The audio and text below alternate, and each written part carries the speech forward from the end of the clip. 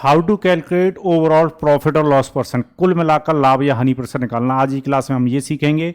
इससे क्वेश्चन काफी आ रहे हैं नए वाले पेपर में, यानी जो 4 अगस्त के बाद जो आंसर की रिलीज हुई है उनमें ऐसे क्वेश्चन बहुत देखने को मिल रहे हैं। तो ये वाला जो पार्ट है वो करके जाना है जिनका भी आने वाला है एग्जाम। ठीक है, चलिए तो इसके लिए मैं आपको कुछ बातें सिखाता हूं तो समझिएगा। पहले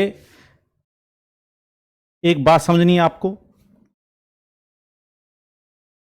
कि मान लो आपको अलग अलग आर्टिकल दे रखे हैं। वैसे क्वेश्चन 2 या 3 आर्टिकल की बात कर रहा है, पर मैंने आपको n आर्टिकल तक की बात कर रहा हूं कि मान लो पहली वस्तु पर प्रॉफिट होता है या लॉस होगा, और मान लो उस वस्तु की कीमत CP1 है, दूसरी वस्तु पर भी प्रॉफिट या लॉस हो सकता है। ठीक है, और दूसरी क्या है, कीमत है CP2। और इसी प्रकार से हमारे पास n वस्तु हैं, n वस्तु की जो कीमत है वो CPN है, और उस पर मान लो प्रॉफिट और लॉस PN या PL हो रहा है। प्रॉफिट हो तो प्लस का लेना, लॉस हो तो माइनस का लेना है। ठीक है, क्या करना है आपको, अगर प्रॉफिट हो रहा हो तो प्रॉफिट को लेना, लॉस हो रहा हो तो लॉस को लेना, प्रॉफिट हो तो प्लस का लेना, लॉस हो तो माइनस का लेना। पहले प्रॉफिट और लॉस में किसका मल्टीप्लाई, पहले वाले कॉस्ट प्राइस का। दूसरे प्रॉफिट और लॉस में किसका मल्टीप्लाई, दूसरे वाले कॉस्ट प्राइस का। तीसरे प्रॉफिट लॉस में किसका मल्टीप्लाई, तीसरे वाले कॉस्ट प्राइस का। और वैसे ही लास्ट वाले प्रॉफिट और लॉस में किसका मल्टीप्लाई, लास्ट वाले कॉस्ट प्राइस का। सबका मल्टीप्लाई करके ऐड करने के बाद सारे कॉस्ट प्राइस को जोड़कर डिवाइड दे दिया करो, तो ओवरऑल प्रॉफिट या लॉस परसेंट आ जाता है। पर इस चीज को केवल वहीं पर लगाना, इस फॉर्मूले को आप वहीं पर लगाना जहां पर आपको कॉस्ट प्राइस दे रखे हो। ठीक है, ये सेलिंग प्राइस पर नहीं लगता है। तो ये बात तो क्लियर हो गई। अब मेरे पास कुछ बच्चों का कमेंट आता है कि सर आप तो फॉर्मूले से नहीं करवाते, तो मैं इसको बिना फॉर्मूले के भी बता दूंगा। पर ये बहुत बच्चे जो मुझसे पढ़ चुके हैं वो तो बिना फॉर्मूले के समझ जाते हैं, पर जो बच्चा पढ़ ही नहीं रखा, उसने प्रॉफिट लॉस मुझसे पढ़ा ही नहीं, तो उनको डायरेक्ट उस लेवल पे समझाना थोड़ा सा मुश्किल होता है। ठीक है, तो जिन लोगों को ये फॉर्मूला याद हो जाए, फॉर्मूले से कराना, बाद बाकी मैं दूसरा तरीका भी आपको बताऊंगा, उससे भी करके आ सकते हो। जैसे एक एग्जांपल लेते हैं, जैसे एक क्वेश्चन है, मान लो 3 वस्तु हैं। पहली वस्तु 3,000 रुपए में खरीदी जाती है, दूसरी वस्तु 2,000 रुपए में खरीदी जाती है, और तीसरी वस्तु 5,000 रुपए में खरीदी जाती है। पहली वस्तु को 20% के लाभ पर, दूसरी वस्तु को 70% के लाभ पर, और तीसरी वस्तु को मान लो 10% के लाभ पर क्या कर दिया जाता है, बेच दिया जाता है। अब आपसे कहेगा क्वेश्चन कि भाई ओवरऑल इस सौदे में कितने % का लाभ होगा या हानि होगी। वैसे यहां पर सबको प्रॉफिट में बेचा जा रहा है तो क्या होगा, लाभ होगा। तो पहले मैं आपको फॉर्मूला वाला तरीका बता देता हूं। जब भी आपको कॉस्ट प्राइस अलग अलग दे दे, ठीक है, या सेम दे दे, क्वेश्चन कुछ भी दे सकता है, अलग अलग दे रखा है तो आप ना पहले रेशियो ले लिया करो। इस बड़ी वाली वैल्यू के साथ कैलकुलेट मत किया करो, यानी 3:2:5 में इनका क्या होगा, कॉस्ट प्राइस। भाई इनका जो कॉस्ट है वो किस अनुपात में होगा, 3:2:5। ये जो मैंने बताया है ये अकॉर्डिंग टू रेशियो भी काम करेगा। रेशियो ले सकते हो आप अपनी कीमतों का, मतलब कॉस्ट प्राइस का। ठीक है, चलिए अब मल्टीप्लाई करते हैं। 20 और 30 का मल्टीप्लाई करोगे 60% हो जाएगा। 70 और 20 का मल्टीप्लाई करोगे भाई 140% हो जाएगा। और 50 और 10 का मल्टीप्लाई करोगे भाई 50% हो जाएगा। और जोड़ो भाई 3 और 2 5 और कितना 10, 10 से 2 डिवाइड। ठीक है, तो ये कितना आएगा भाई आपका 200, 250। 250 में 10 से डिवाइड दोगे तो 25%, प्लस का आ रहा है तो क्या होगा भाई, प्रॉफिट होगा। तो पूरे सौदे में 25% का लाभ होता। क्लियर है? ठीक है, तो ये तो हुआ आपका फॉर्मूला वाला तरीका। अगर आप इसको दूसरे तरीके से करना चाहते हो, मैं सेकंड मेथड भी बता देता हूं इसका। ठीक है, सेकंड मेथड आपका क्या हो सकता है, अगर कुछ नहीं समझ में आ रहा तो ऐसे करके आ सकते हो और बहुत जल्दी कराओगे। ठीक है, बस कॉस्ट प्राइस का रेशियो ले लेना। आप दूसरा तरीका समझो, अगर आप बिना फॉर्मूले के जाना चाहते हो, रेशियो उसमें भी लेना पड़ेगा आपको। ठीक है, तो जैसे आप एवरेज निकालते हो वैसे निकाल दो। एवरेज ना बराबर बंटवारे को कहते हैं, तो छोटी वाली वैल्यू को पकड़ के चलो कि सबका ना 10% होता मान लो। ठीक है, आप मुझे बताओ ये 10 से कितना ज्यादा, 10 ज्यादा, और कितनों पर ज्यादा, 3 पर ज्यादा है। तो 10% इंटू कितना करते, 3, प्लस यहां पर 10 से कितना ज्यादा, 60 ज्यादा है, और 60 कितनों पर ज्यादा है भाई, 2 पर। और डिवाइड देते भाई कितने से, 3 और 2 5 और 2 10 से। ठीक है, तो ये कितना होगा 120, और ये कितना होगा 30। ये 120 और ये कितना हो गया 30, तो ये 150 हो गया टोटल। ठीक है, और 10 से डिवाइड दोगे तो 15% यहां पर रह जाएगा, 10 तब भी 25% आंसर आता है। पर कभी कभी आप इस लेवल को वहां पर थोड़ा समझने में दिक्कत आती है जब एक लॉस दे देता है। ठीक है, तो ऐसे भी करके आ जाओगे, कोई दिक्कत नहीं, ऐसे करा जाओ तो और अच्छी बात है। चलिए जैसे और क्वेश्चन देखते हैं, जैसे ये क्वेश्चन है। ठीक है, यहां पर 2 वस्तुओं की बात हो रही है। पहली वस्तु को 1500 रुपए में खरीदा गया, दूसरे को ₹3500 में खरीदा गया। पहले को 20% के लाभ पर सोल्ड किया जा रहा है, दूसरे को 30% के लॉस पर सोल्ड किया जा रहा है। आपसे ओवरऑल प्रॉफिट या लॉस परसेंट पूछेगा, तो क्या करना भाई, पहले रेशियो ले लो, 2 जीरो से 2 जीरो काटोगे, 5 से काटोगे भाई 3, 5 से काटोगे कितना 7, 3:7 में क्या आएगा, कीमत आएगी। ठीक है, तो अगर आप बेसिक तरीके से जाना चाहते हो तो उससे जा सकते हो 3 और 20 का मल्टीप्लाई यानी 60%, और माइनस का 7 और 30 का मल्टीप्लाई करोगे 210%, और डिवाइड कितने से दोगे भाई, 3 और 7 को जोड़कर 10 से डिवाइड लगेगा। तो इस बार माइनस में आएगा, माइनस में कितना आएगा भाई 150, माइनस का 150% आया, और डिवाइड 10 से दोगे तो माइनस का 15%। तो इसका मतलब है कि लॉस हो गया 15% का। ठीक है, अगर माइनस में आंसर आता है तो लॉस गया। ठीक है, और अगर आप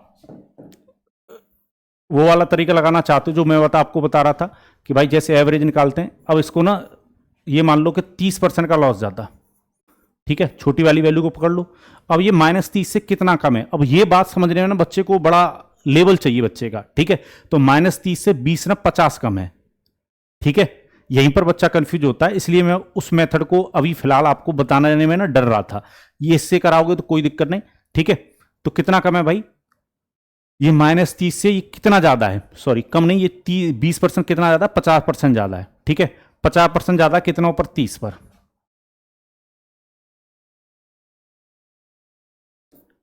50% ज्यादा भाई कितनों पर ज्यादा, 3 पर। तो 50 दिया 150 हो जाएगा, और बटेगा कितने में, 10 में। ठीक है, तो -30 और प्लस का 15, माइनस का 15% फिर आएगा, तो क्या होगा भाई, लॉस होगा।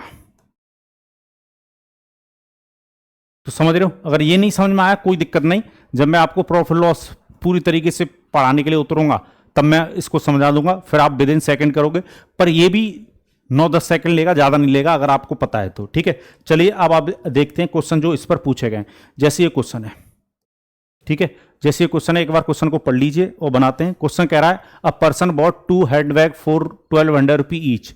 तो देखो यहां पर 2 बैग बेचने की बात कर रहा है और ईच को 1200 रुपए में बेचा, यानी कॉस्ट प्राइस जो है दोनों बैगों का, पहले का भी 1200 है और दूसरे का भी 1200। ये बात क्लियर है। ही sold them gaining 9% on first and losing 5% on other. भाई क्वेश्चन ने बोल दिया कि पहले पर 9% का लाभ है उसको और दूसरे पर 5% लॉस हो गया।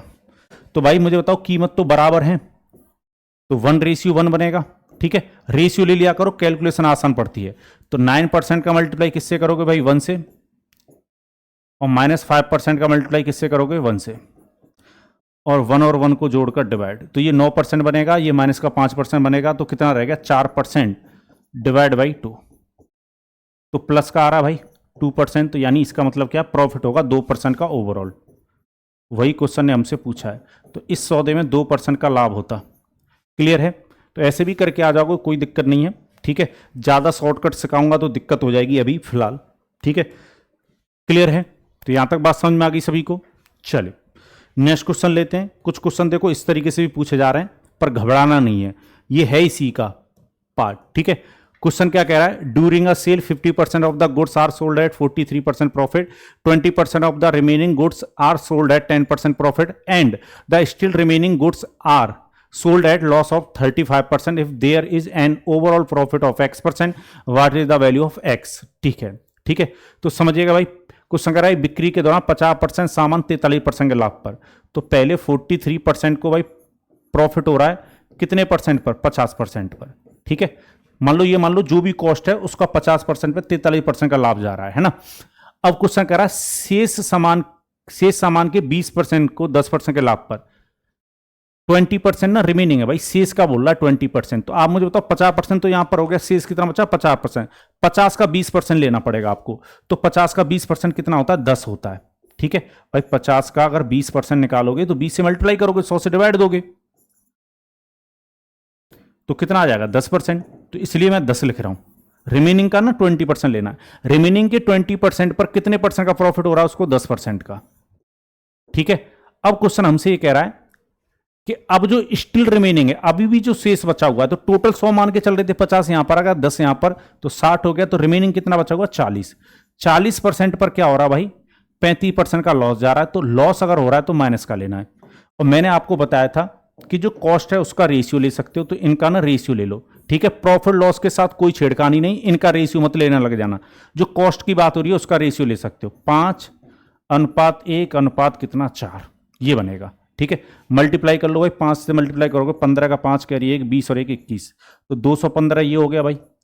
1 और 10 का मल्टीप्लाई 10 15 10% ये हो गया, और इसका मल्टीप्लाई करोगे तो माइनस का आएगा ये कितना 140%। 35 और 4 का मल्टीप्लाई करोगे, सबको जोड़कर डिवाइड देना है तो 10 बनाइए। ठीक है, चलिए तो ये भाई कितना हो जाएगा आपका 225। भाई अगर इसको जोड़ोगे 225 और इसको घटाओगे 140 को तो 85% बचा। 85% प्लस का बच रहा है, 10 से डिवाइड दोगे तो 8.5% हो जाएगा। प्लस का है इसलिए क्या होगा भाई, प्रॉफिट होगा। ठीक है, तो उम्मीद है ऐसा क्वेश्चन अगर आपसे पूछा जाएगा बनाओ के आओगे। ठीक है, बस मेरा काम है भाई आप लोगों के लिए मेहनत करना। ठीक है, तो उम्मीद है आज की क्लास आपको पसंद आई होगी, पर उससे पहले आप क्लास को देखना बंद करें, उससे पहले मैं एक होमवर्क और छोड़ के जा रहा हूं आपके लिए। इस क्वेश्चन का मुझे कमेंट बॉक्स में कमेंट करके आंसर दीजिएगा, और आपके कमेंट का मुझे क्या रहेगा, इंतजार रहेगा। ठीक है, तो देख रहे हो एनटीटी में भी आया, लैब अटेंडेंट में भी आ रहा है। तो देखो मैं जो आपको डाटा निकाल कर दे रहा हूं, जो क्वेश्चन टाइप करवा रहा हूं यहां पर, वो बहुत सोच समझ के करवा रहा हूं, ये आपके लिए बहुत बेनिफिशियल हो सकते हैं। ठीक है, चलिए वैसे तो आप रेगुलर देख रहे हैं, और नहीं देखोगे तो भाई पछतावा होगा बाद में। चलिए तो बाय बाय, टेक केयर, सालों अपना ख्याल रखिए, ऋषि के साथ दीजिए अनुमति। जय भारत।